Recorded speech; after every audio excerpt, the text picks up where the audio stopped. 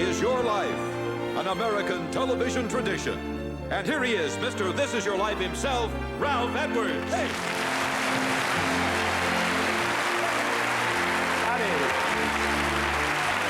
Good evening, ladies and gentlemen. Welcome to another This Is Your Life special. And tonight's show is really going to be special. Now, when I get back, I'll have our first surprise star with me. And I hope you in the studio will watch the monitors, you know. And you folks watching there, you come along with me, will you? Here we go. This is the very scary part of the whole deal. Our surprise subject doesn't know we've set up this press conference. Well, now that you know who it is, you also know she's never at a loss for words. But I have a feeling that when she hears what I'm about to ask her, she's going to be speechless. Thank you. Ralph Edwards, This Is Your Life. Is it true you were born on December 25th in Houston, Texas, to Herbie and Mary Mandrell? And is it true that you demonstrated the pedal steel guitar at age 11 at a 1960 Chicago music trade show? Is that a fact? Because tonight, with the help of your booking agent, Joanne Barry, who helped get you here, Barbara Mandrell, country girl, city girl, world-class girl, this is your life. I'm a country girl, head to toe, came a long way down that country road. I came to town to see the sights, big skyscrapers and neon lights. Now I can fly my dreams around the world, but I'll always be a country girl. And now here they are, Ralph Edwards and our This Is Your Life guest of honor, Barbara Mandrell.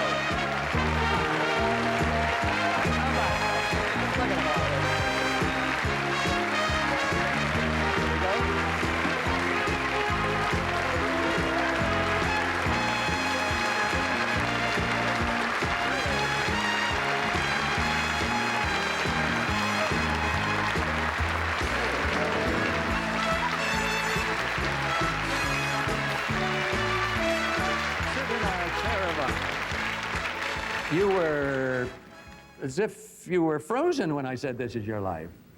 The whole time I kept thinking, why are you here? You know, why? And I kept saying, gee, that's Barbara Mandrell. That's mine. Boy, I love it. Let's see how it all began. You're born on December 25th, and what a Christmas present you are to your parents, Herbie and Mary Mandrell. Both your parents are very musical, and that gift is nurtured in you. And now, watch this.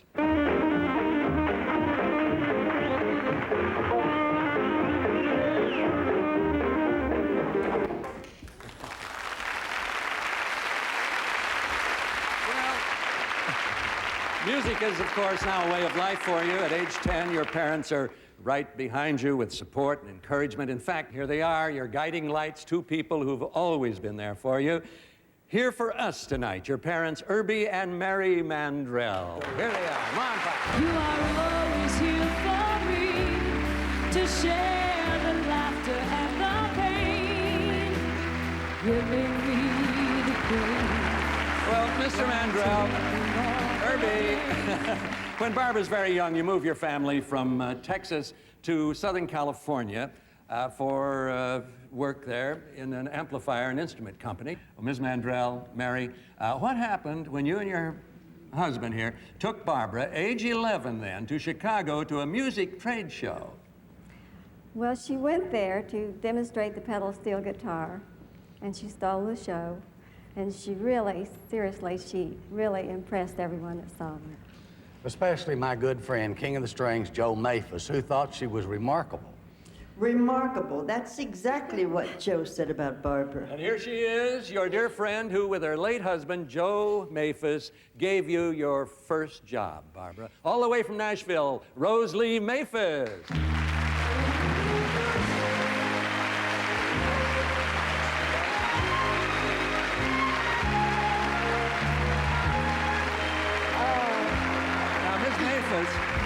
After discovering Barbara in Chicago, you and your husband, Joe, you take little Barbara to Las Vegas and include her in your review starring Tex Ritter, little Jimmy Dickens, and Merle Travis at the Showboat Hotel. Now, Joe nicknames you the sweetheart of the steel guitar. Well,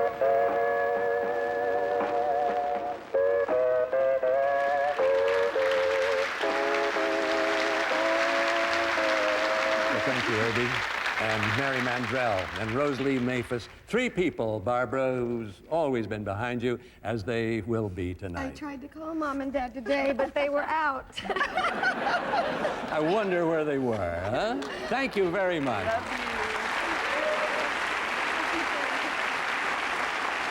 But at the ripe old age of 11, Barbara Mandrell, you're on the way to the big time. Following your show business debut in Las Vegas, you appear as a regular on a show called Town Hall Party.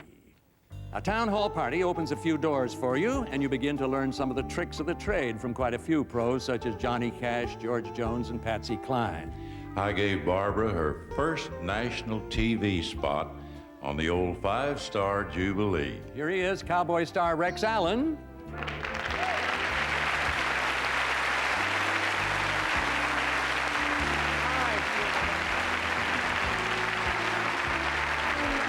I taught her how to sell a song when we all played Camp Pendleton Marine Base. Barbara, you ought to know this man. You keep a spare bedroom for him and his wife, Dearest, to use whenever they come to Nashville. Eddie Dean.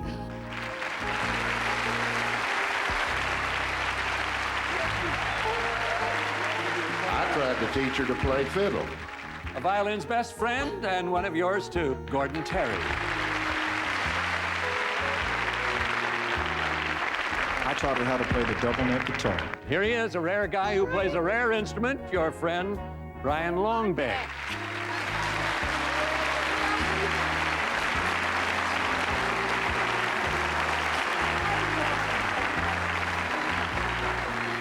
Barbara, look what your show's done already. Right in front of your eyes, we formed a new band, huh? Thank you, Rex Allen, Eddie Dean, Gordon Terry, and Brian Longbeck.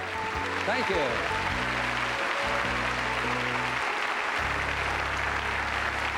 Touring with the professionals, Barbara, rubs off on you. You soon realize that to make it to the top, the next instrument you need to master is your voice. And you do. Hi, Barbara. I had the pleasure of playing guitar on your first record. Queen for... He may have been in the background then, but today the spotlight always shines on Glenn Campbell.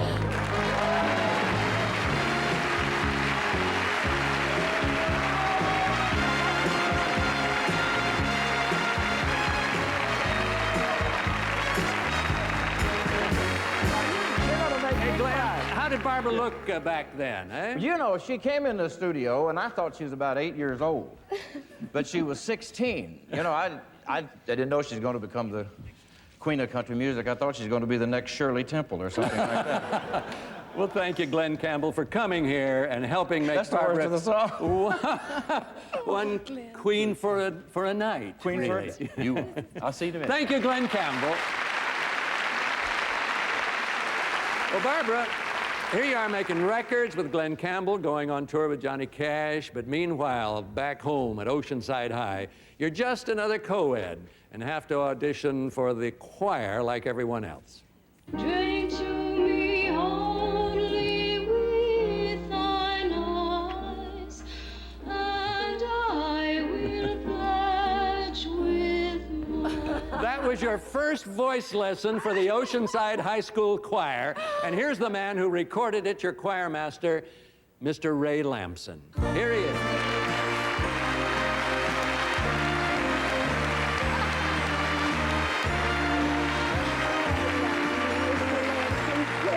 And your best friend from the choir, Barbara? Carrie Malloy Italian. You said it correctly. Here she is.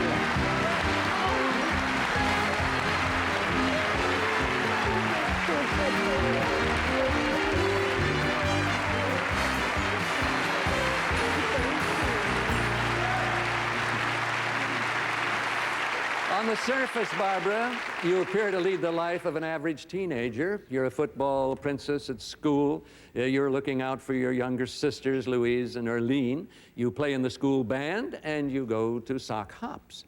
But how many other teenagers win beauty pageants, perform for thousands of soldiers on the weekends, and are married 2 weeks before graduation from high school? I had to play hard to get to win her over. And when he did. Now, you've been married to him for over 20 years. Here he is, Ken Dudney. Ken, the husband.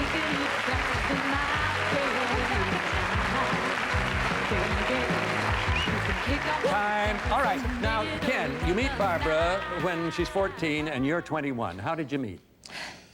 Well, her dad hired me to be in a band, to play the drums for him. I jokingly say they hunted for 4 months to look for a good drummer, and they finally gave up and hired me, but... I've been gone from home now a few weeks, and I'm really homesick right now, and you're bringing it all to me. I'm just... you don't mind if we move in with you, do you? I mean, thank you, Ken Dudney. Thank you. I'm so glad to see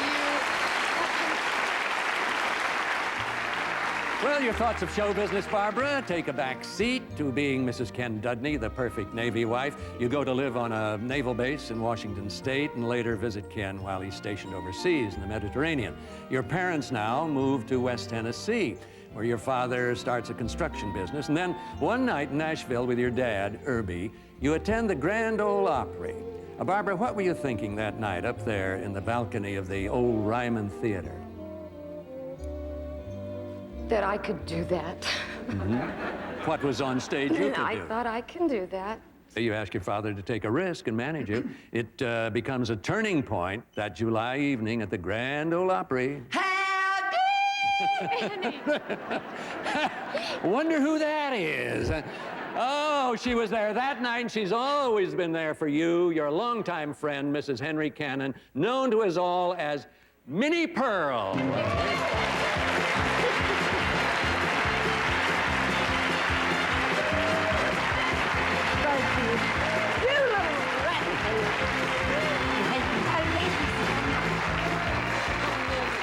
Hey, Minnie, what about that night Barbara and Irby were at the Opry? What about all that? I'll tell you, it wasn't long before she became not a member of the audience, but a member of the cast, and she was the youngest member. Yeah, and as the youngest member, did Barbara come to you for any advice? No, I never gave her any advice, but I did say one thing that she remembers, and that was what Judge Hayes said to me the night in 1940 when I came on the Opry. He said, "Love them, honey, and they'll love you right back." Isn't that right? Yes, ma'am. And that's what you've done, you little rat tail. Minnie Pearl, God love you. The Grand Ole Opry days, you girls must have had some laughs in those dressing rooms at the old Ryman Auditorium there. Dressing rooms? We didn't have any dressing rooms. We changed in the ladies' room. Here they are. There they are. Your roommates from the restroom, Connie Smith, Jeannie Pruitt, and Dottie West. I was listening to the Opry.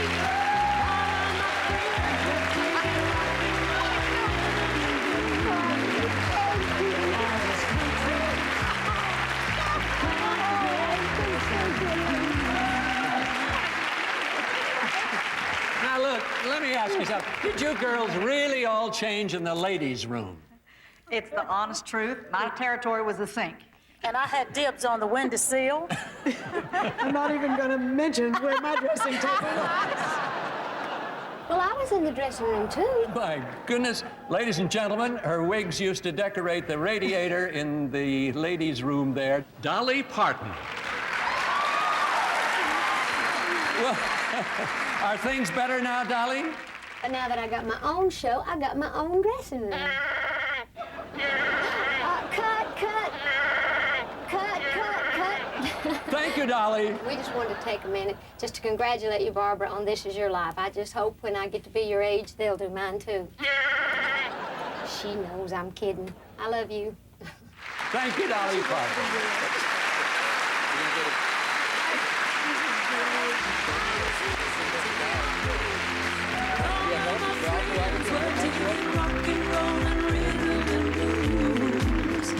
I was country when country wasn't cool.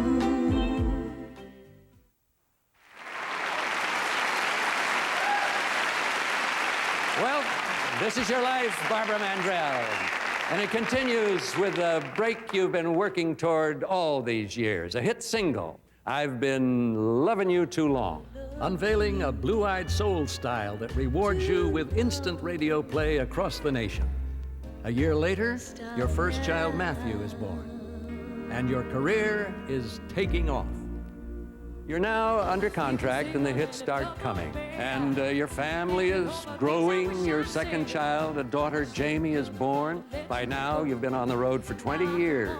You've made more than a dozen albums. You've played audiences from Nashville to Vietnam.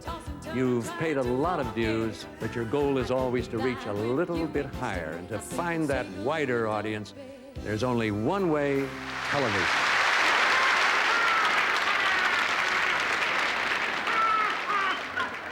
There ought to be a law. Kind of embarrassed, but I... Hurry,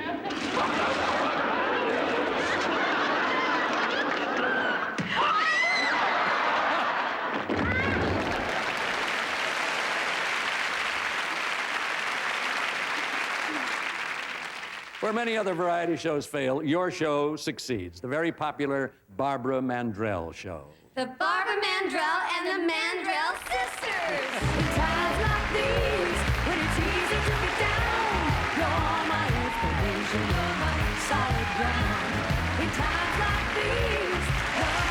Now, I know you three are very close. I say soon it's going to be 4 of you. Real soon. Yeah, congratulations. Barbara, I want to tell you, no, we're sisters by chance, but we're friends by choice. Yes, and tonight is so special that I want you to know I've been real busy backstage reciting because I wrote a poem especially for you, and I'd like to share it with everyone. And I did hear it, and it's great. It's just like you. It's short and to the point. Her beauty's a sight to behold. She's brilliantly charming and bold, big-hearted and giving. But with her, there's no living unless you do just what you're told. Thank you very much. Arlene and Louise, you and Barbara will always be the sweethearts of Saturday night.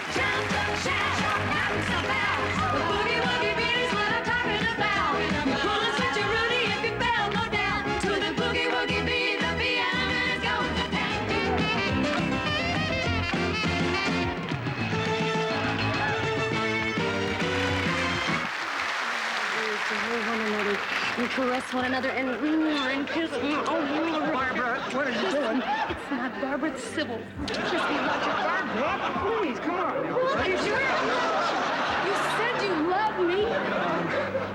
Barbara. Barbara. Week after week, you and your sisters entertain millions with your singing, dancing, and comedy. But I was the only one who got to kiss her.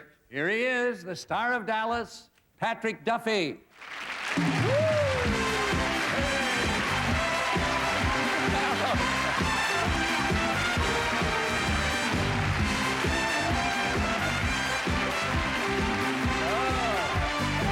you had a love scene with Barbara on her show, Patrick. Yes, I did. Shortest thing I ever kissed. Didn't need a dog collar.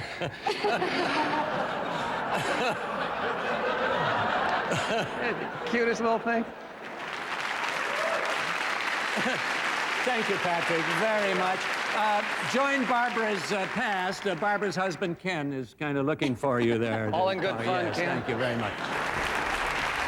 Well, Barbara, no matter how many awards you win, no matter how many records you sell, no matter how many television shows you make, what really matters to you, and you've said it yourself, is your love of God and your love of family. And these values are truly tested on September 11th, 1984, when tragedy strikes. Your car is hit head-on not far from your home in Hendersonville, Tennessee. You and your children, Matthew and Jamie, are rushed to the hospital emergency room. Mom, we're sure glad you made us put on our seatbelts that night. And we're glad you put yours on, too. I'm proud that I can say on national television that because you wore your seatbelts, you, Barbara Mandrell, and your children, Matthew and Jamie, are here tonight.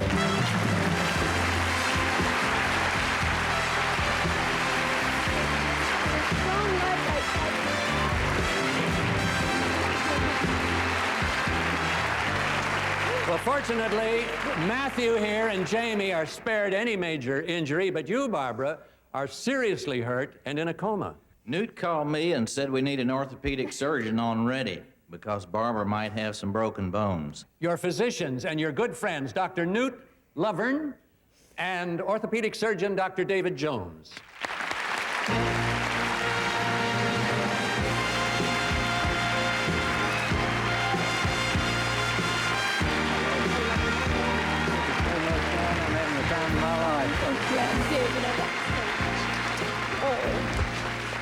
Ken, you come on down here, would you please?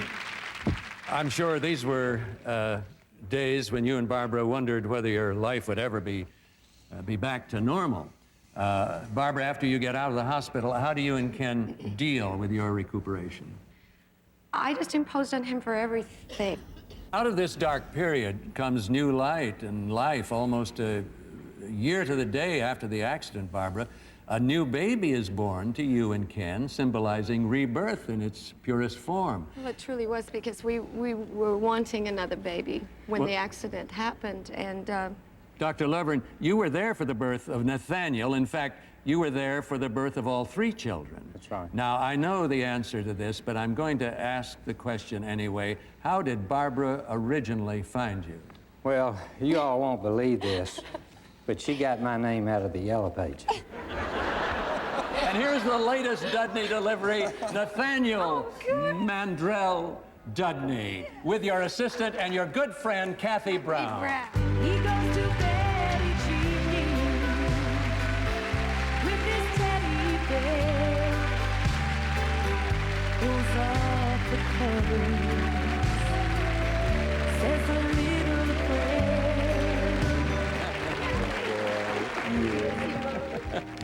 Your beautiful family standing by you tonight stood by you through all those months of pain and anguish, fear and insecurity.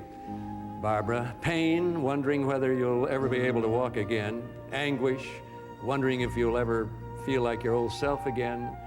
Fear, wondering if you'll ever be able to perform again. Insecurity, wondering whether the audience will still be there for you. You draw on every last ounce of strength, determination, and faith in that little 5'2" frame of yours. And you come back bigger and better than ever. Folks, come on down around here. Barbara, you sometimes close your show by saying to the audience, I hope you'll always be as happy as you've made me tonight. Well, you've made us happy, I'll tell you that, not only tonight, but for many, many years. Your talent, your love, your inspiration, Barbara Mandrell, this is your life.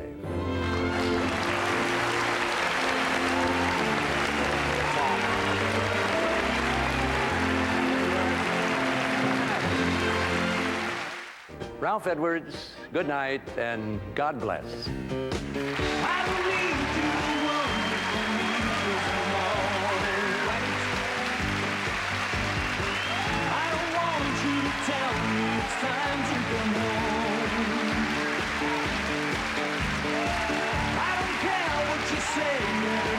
This is my life. Go ahead with your own life. Leave me alone.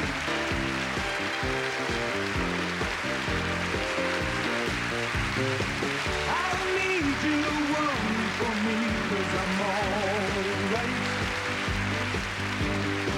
I don't want you to tell me it's time to